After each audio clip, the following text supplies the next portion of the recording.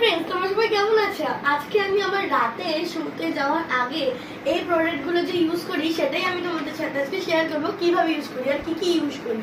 তো চলো फ्रेंड्स দেখানো যাক।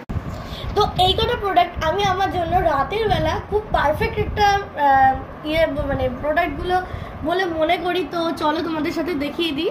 এটা হচ্ছে ফেস ওয়াশ, হ্যাঁ, তো D10 ফেস ওয়াশ। তো চলো আমি একবার দেখিয়ে দিই তোমাদেরকে।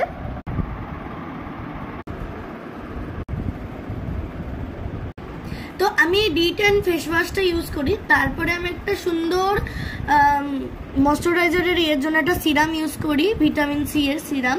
তারপরে একটা মানে এটাও একটা ময়শ্চারাইজারই, তো এটা লোটাসের একটা ময়শ্চারাইজার। তারপরে একটা সুন্দর আমার ঠোঁটকে মানে ফাটা থেকে বাঁচানোর জন্য এটা আমি ইউজ করি শীতকাল, বর্ষাকাল, গ্রীষ্মকাল, 6টি ঋতুতে। খুব ভালো এটা। তো চলো তোমাদেরকে একটু দেখিয়ে দিই কিভাবে ইউজ করবো।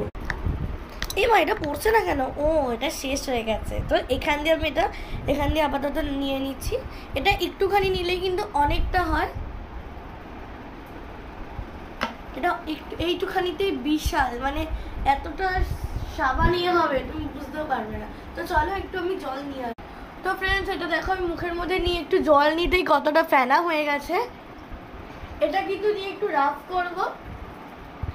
তো চলো একটু পরে দেখা হচ্ছে। ফ্রেন্ডস এই ফেস ওয়াশটা মাখার পর কিন্তু একটা মুখের মধ্যে আলাদাই ফিলিংস, ঠান্ডা একটা ভাব, আর সুন্দর এর মুখের থেকে যে তেলগুলো থাকে বা অয়েলি স্কিন যাদের সেগুলো কিন্তু একদম রিমুভ করে দেয়, মানে খুব সুন্দর।